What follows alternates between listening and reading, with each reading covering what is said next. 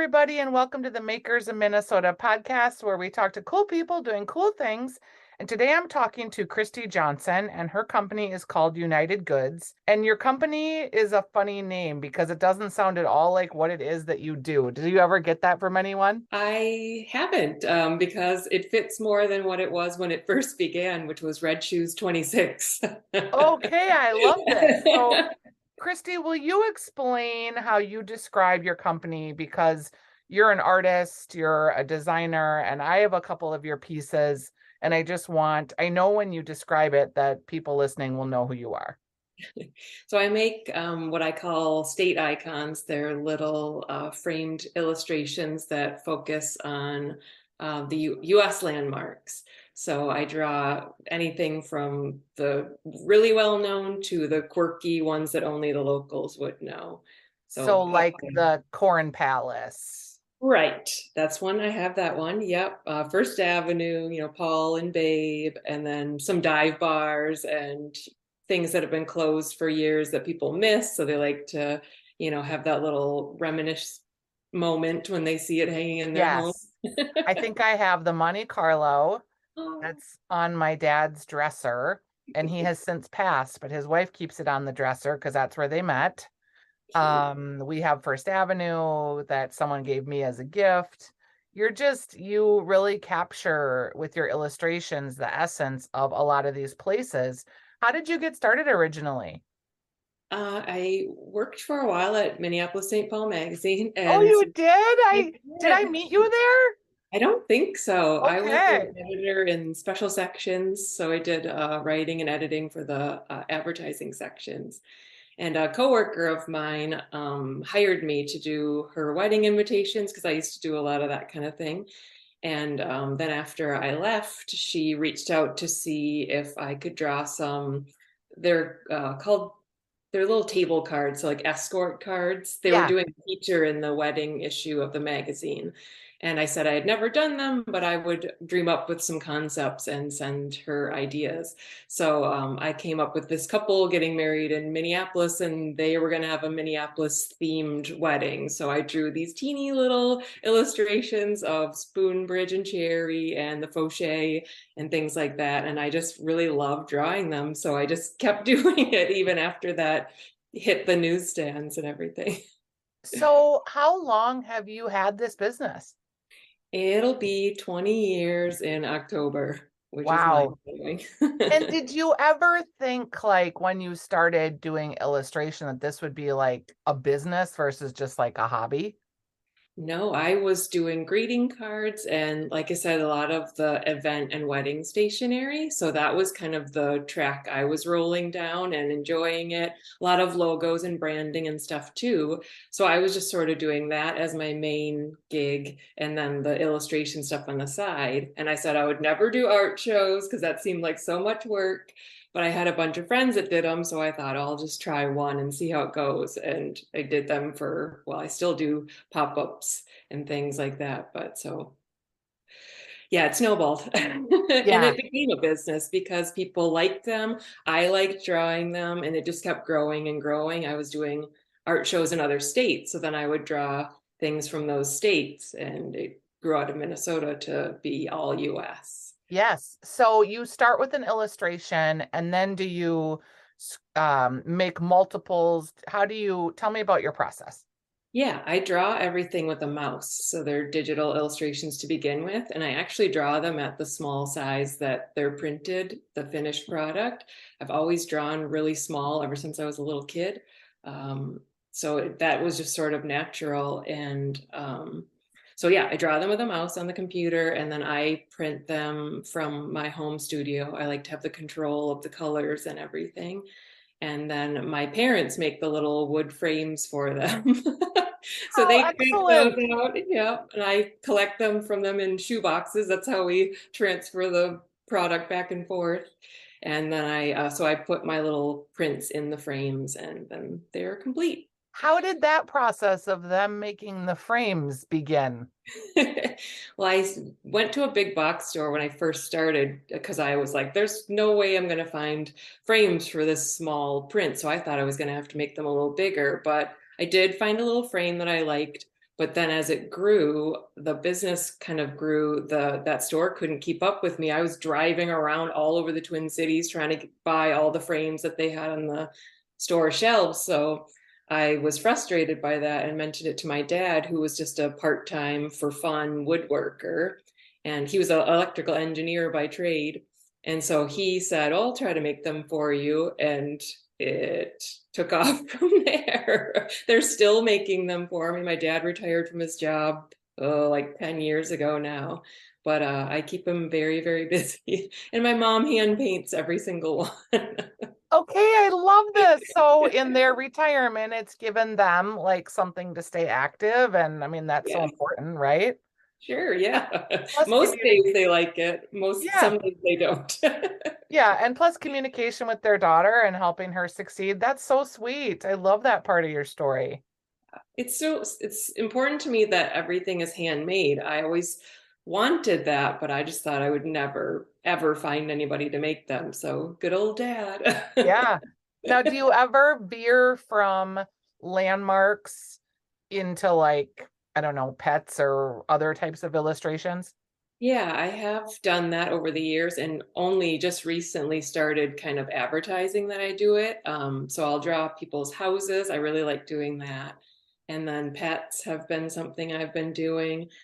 It's expanded a little bit into like I did a TV show landmark series last year and then a few movie landmarks. So that's something I might continue to do. And then every once in a while I'll do something just that I want to draw, pop culture, maybe like Bernie Sanders at the inauguration and things like that. Yeah, in sitting in the chair with the mittens. Looking miserable, yeah. Yeah, I love all that. And that's, I think, part of what makes your stuff so unique too, is there's amongst all of your landmarks, there's always like a little bit of a wink and a nod and a little bit of humor in some of it, which I really appreciate. Yeah, I have people at shows say, "Oh, these are so cute. Oh, maybe I shouldn't say that." And I say, "No, they're cute. It's fine. It's cute Yeah. art." And it's also one of the things that I liked about it, it's an entry point price point. Like it's not super expensive. So I think people get really wound up. First of all, one of the things I like to do, and this is a weird thing about me, but I like to walk around at night and look in people's windows. Now, I don't like walk right up to their window and peeping Tomish, but when I'm walking, I just like look and I like when people have lights on, I like to see like their decorations. And I'm always stunned that people don't have more art on their walls. They might have photographs, but very few people have art, which I'm all about the art. Yeah. So I like that you're giving people an entry point that maybe feels accessible to them. Yeah. It's the small size makes them fit just about anywhere too. So you don't have to commit to hanging it on the wall either. You can just set it on a desk or a bookshelf or something. Just have that little reminder of a place that you love or a funny story from your past or something. So yeah, they're kind of a little gateway drug to bigger art. Now that this is a business, is it different? Because I feel like for me, cooking and food has started as a hobby and now that's becoming a business for me and it feels different. Does it feel different for you? I think I still have so much creative freedom with what I'm drawing. I get requests a lot. I have a notebook that's filled with ideas from shows that I do still go through and check something off if I've drawn it. But I do have so much freedom still that it doesn't really feel too much of a job. There are some days when I'm doing like the businessy stuff, or if I've got to prep 100 frames for an art show that weekend or something, then it kind of gets a little more sluggish. But for the most part, it still feels like fun. Now, United Goods, your first name was Two Red Shoes, did you say? It was Red Shoes 26. It was my nickname in college. I played softball in college and I wore red cleats, so they called me Red Shoes. And my jersey number for many, many, many years was 26. So I just crammed them together. Yep. It was a weird name, but eventually I thought, well, I have this United States connection. I Oh, like collaborating with people, so uniting in that way. Because I've made a few products with other small businesses, which has been fun and something I really like to do. And then the goods just sort of kept it open in case things expanded. So since it's digital, I can print on so many different things.